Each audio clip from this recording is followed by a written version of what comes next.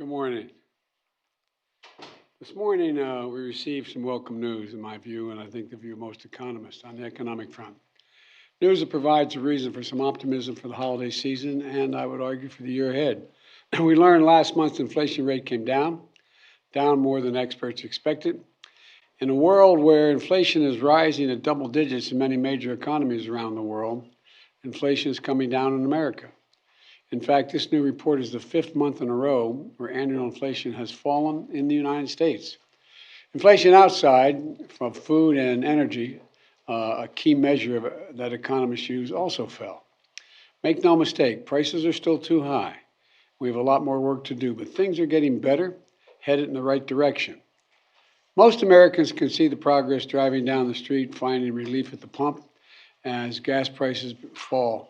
Gas prices are now lower than they were a year ago, and half the gas stations selling gas at $3.09 or less.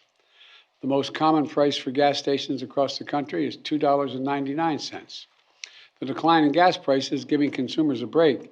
They need helping them keep our economy going. When a two-car family, they're saving hundreds of dollars a month. It's a big deal. Today's report contains another piece of good news. Food inflation has slowed last month, providing much-needed relief for millions of families at the grocery store. This is welcome news for families across the country as they get ready for the holiday celebrations and for family dinners. It's also important that we put today's news in a broader context. When I took office, we inherited a nation with a pandemic raging and an economy that was reeling.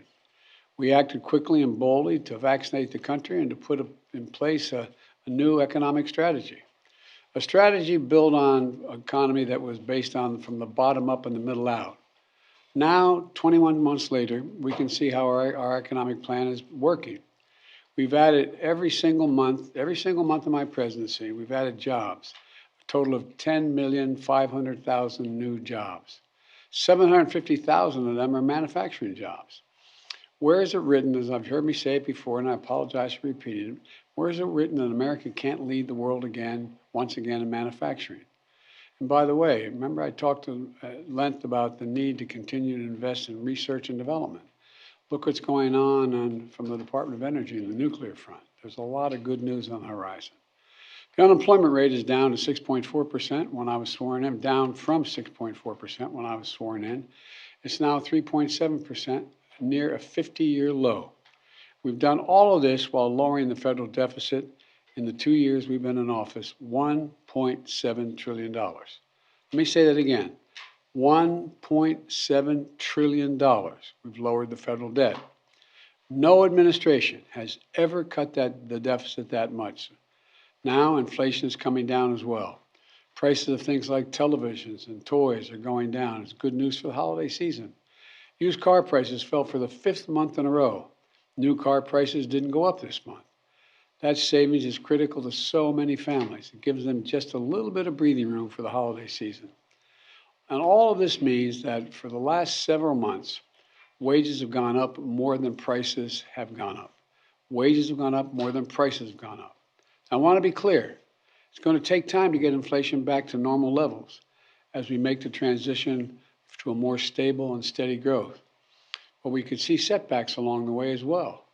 We shouldn't take anything for granted. But what is clear is that my economic plan is working and we're just getting started. My goal is simple: get price increases under control without choking off economic growth. Bring inflation down while keeping our labor market resilient. Build an economy from the bottom up and the middle out, an economy with good jobs, good wages, and for the long run, not a boom or bust economy.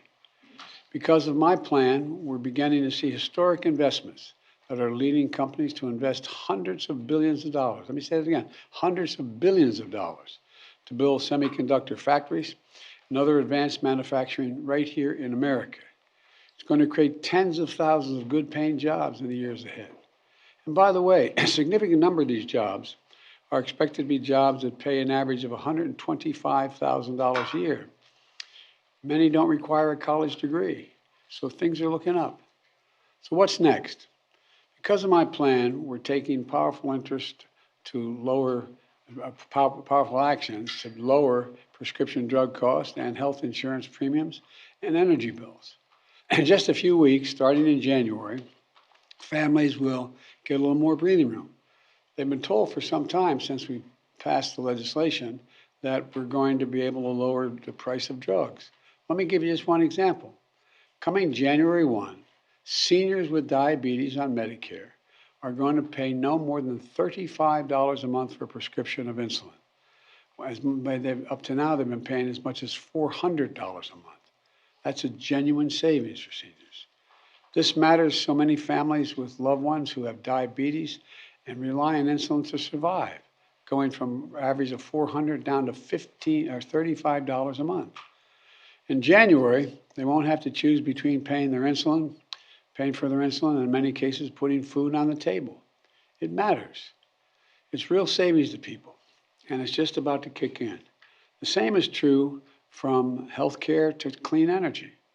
By taking action, we're making real progress in strengthening and stabilizing our economy, giving Americans across the country some breathing room in the process. Look, I know it's been a rough few years for hardworking Americans and for small businesses as well. And for a lot of folks, things are still pretty rough. But there are bright spots all across America where we're beginning to see the impact of our economic strategy. And we're just getting started. I've said it again, I've never been more optimistic about America's future. And today's news gives me another reason to be optimistic about that future. We're building a better America, an economy from the bottom up and the middle out, not the top down. When the poor have a shot, the middle class do well, the wealthy always do very well. We just have to keep going. I know we can get this done. God bless you all, and may God protect our troops, and I'll take questions. I'm going to be seeing you all a little later this afternoon. I'm not taking any questions right now. Thank you very much. Can you say when you expect prices to get back to normal, Mr. President? I hope by the end of next year, we're much closer, but I can't make that prediction. I'm convinced they're not going to go up. I'm convinced they're going to continue from there. Do you plan to veto the NDAA over the vax requirement?